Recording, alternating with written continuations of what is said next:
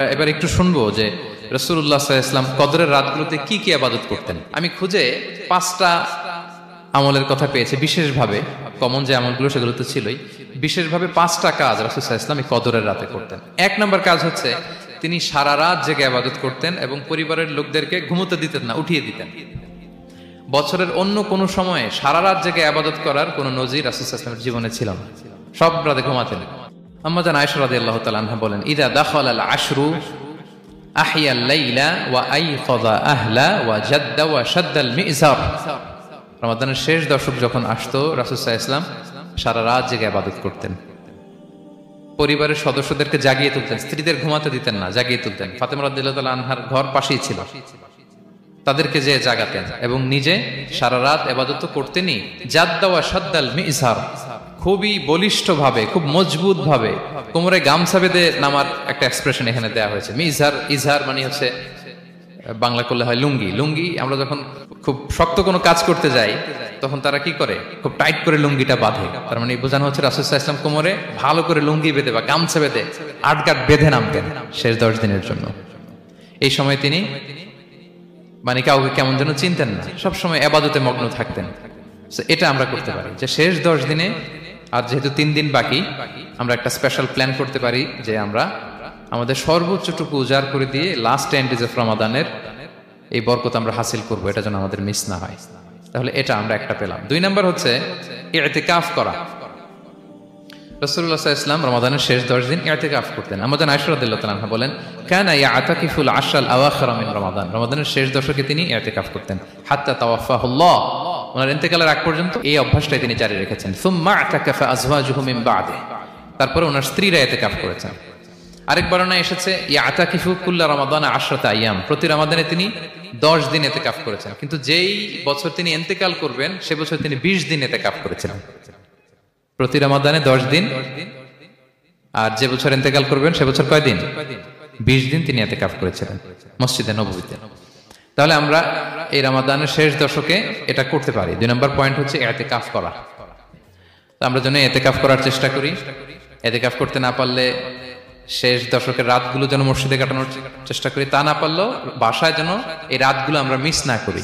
বিশেষ করে সেন্ট্রাল মস্কে তো অসাধারণ পরিবেশ, এটা হাইলি রেকমেন্ডেড। ইফ পসিবল আপনারা আসবেন, এখানে ইবাদতের চমৎকার পরিবেশ থাকে। 3 নাম্বার হচ্ছে রাসূল সাল্লাল্লাহু আলাইহি ওয়াসাল্লাম এবং জিবরাইল আলাইহিস সালাম যৌথভাবে কোরআন রিভিশন করতেন। খুব ইন্টারেস্টিং। সারা বছর যেটা নাজিল হতো, রমাদানে জিবরাইল আলাইহিস সালাম রাসূল সাল্লাল্লাহু আলাইহি ওয়াসাল্লামকে শোনাতেন, রাসূল সাল্লাল্লাহু আলাইহি ওয়াসাল্লাম আবার জিবরাইল আলাইহিস সালামকে শোনাতেন। সহিহ বুখারীর বর্ণনা, কানা জিবরিলু ইয়ালকাহু ফি কুল্লি লাইলাতিন মিন রমাদান ফায়ুদারিসুহুল কুরআন। প্রতি রমাদানের প্রতি রাতে এসে রাসূল সাল্লাল্লাহু আলাইহি ওয়াসাল্লামের সাথে কোরআন মুদারাসা করতেন। সহিহ মুসলিমের বর্ণনায়, আন্না জিবরিল কানা ইউআরিদুহু বিল কুরআন কুল্লা আমিন মাররা। প্রতি বছর রমাদানে একবার শোনাতেন বা শুনিয়েছেন। যে বছর তিনি ইন্তেকাল করবেন তিনি 2 বার শুনিয়েছিলেন। আরাদা ইউআরিদু মানে এটা ফ্রম বোথ সাইড। আরবি শব্দটা এমন যে জিবরাইল আলাইহিস সালাম শোনাতেন, এরপর রাসূল সাল্লাল্লাহু আলাইহি ওয়াসাল্লাম জিবরাইল আলাইহিস সালামকে শোনাতেন। কোরআন রিভিশন করা। তো এই শেষ দশকের রাতগুলোতে আমরা যেন বেশি বেশি কোরআন পড়ি। কোরআন তেলাওয়াত, কোরআনিক রিসাইটেশন হতে পারে, কোরআনের অর্থ পড়া হতে পারে, তাদাব্বুরে কোরআন হতে পারে, কোরআনের হালাকায় জয়েন করা হতে পারে। ইন ইটস এনি ফর্ম আমরা যেন কোরআনের সাথে অ্যাটাচমেন্টটা বাড়াই লাস্ট 10 ডেজ অফ রমাদানে। 4 নাম্বার কিয়ামুল লাইল করা। রাসূল সাল্লাল্লাহু আলাইহি ওয়াসাল্লাম কিয়ামুল লাইল করতেন এবং কিয়ামুল লাইল শব্দটাকে রাসূল সাল্লাল্লাহু আলাইহি ওয়াসাল্লাম কদরের সাথে জুড়ে দিয়েছেন। সহিহ বুখারীর বর্ণনায় তিনি বলেছেন, মান কামা লাইলাতাল কদরি ঈমানা ওয়া ইহতিসাবা গুফিরা লাহু মা তাকাদ্দামা মিন যামবি। কদরের রাতে যে কিয়ামুল লাইল করে বিশ্বাস নিয়ে এবং নাজাতের প্রত্যাশা নিয়ে, তার পূর্বের সমস্ত গুনাহ আল্লাহ তাআলা ক্ষমা করে দিবেন। তাহলে কিয়ামুল লাইলটা রাসূল সাল্লাল্লাহু আলাইহি ওয়াসাল্লাম বিশেষভাবে কদরের রাতের সাথে সম্পৃক্ত করেছেন। আমরা যেন প্রতি রাতে কিয়ামুল লাইল করি, লম্বা সময় যেন দাঁড়িয়ে থাকি, লম্বা সময় কোরআনিক রিসাইটেশন করি দাঁড়িয়ে থেকে, লম্বা সময় রুকু, লম্বা সময় সিজদা, স্পেশালি সিজদা। আখরাবু মা ইয়াকুনুল আবদু মির রাব্বিহি ওয়া হুয়া সাজিদ ফাআকসিরু ফিহি দুআ। বান্দা যখন সিজদায় থাকে আল্লাহ সবচেয়ে কাছে থাকে। তো আমরা তো আল্লাহর সবচেয়ে কাছে যেতে চাই এই ক্রিম টাইমটাতে, কি বলেন?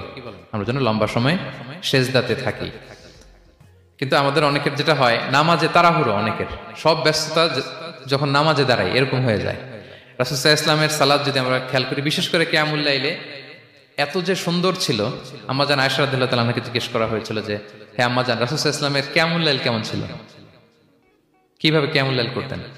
আম্মাজান আয়েশা দেখেন ওনার এক্সপ্রেশনটা কত সুন্দর, তিনি বলেছেন ফালা তাসআল আন হুসনিহিন্না ওয়া তুলিহিন্না। রাসূল সাল্লাল্লাহু আলাইহি ওয়াসাল্লামের কিয়াম যে কত সুন্দর ছিল, কত লম্বা ছিল, আমায় জিজ্ঞেস করুন, আমি বলতে পারবো না।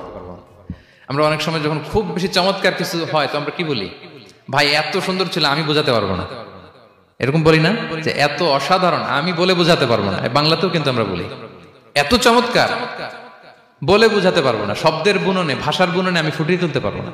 তো আমাদের আয়েশা এটাই বলেছিলেন ফালা তাসআল আন হুসনিহিন্না ওয়া তুলিহিন্না। রাসূল সাল্লাল্লাহু আলাইহি ওয়াসাল্লামের রাতের নামাজ কিয়ামুল লাইল যে কত সুন্দর ছিল, কত দীর্ঘ ছিল, লম্বা ছিল, আমায় জিজ্ঞেস করো না, আমি বলে বোঝাতে পারবো না। সুবহানাল্লাহি ওয়া বিহামদিহি। আমরা যেন লম্বা সময় কিয়ামুল লাইল করি। আমাদের আয়েশা রাদিয়াল্লাহু তাআলা আনহা আরো বলেন কানা ইয়াকুমু মিনাল লাইলি হাত্তা তাতাফাত্তারা কদামা।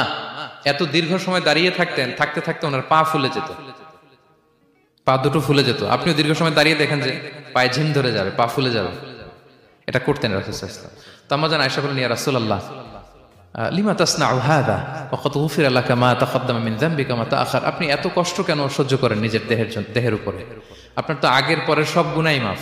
আদত তো রাসূল সাল্লাল্লাহু আলাইহি ওয়াসাল্লামের গুনাহই নেই, তিনি নিষ্পাপ।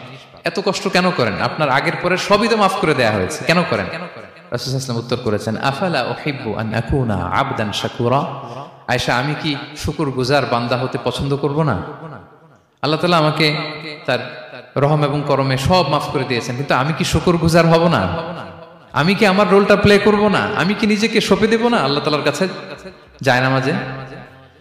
তো এটা ছিল সংক্ষেপে রাসূল সাল্লাল্লাহু আলাইহি ওয়াসাল্লামের কিয়ামুল লাইলের ধরন। এভাবে তিনি দীর্ঘ সময় কিয়ামুল লাইল করতেন। আমরা যেন এটা করি। সেন্ট্রাল মস্কে কিয়ামুল লাইল এবছর নিশ্চয়ই হচ্ছে, আমরা যেন অংশগ্রহণ করি।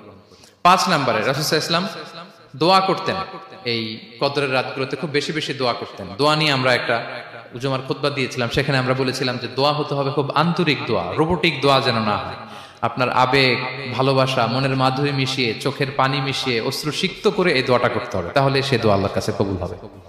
আমরা যেন আমাদের ভাব, আবেগ সব ঢেলে দিতে পারি আমাদের দোয়াতে, আমাদের সেজদায়, আমাদের কিয়ামুল লাইলে। এবং যে কোনো ভাষায় কোরআনিক দোয়াগুলো রেকমেন্ডেড, হাদিসের মাসুরগুলো রেকমেন্ডেড।